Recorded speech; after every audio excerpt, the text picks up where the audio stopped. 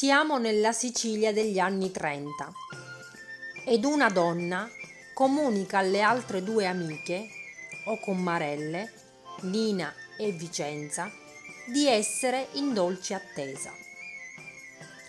Ipotizzando il sesso del nascituro, iniziano a fantasticare sul futuro del bambino.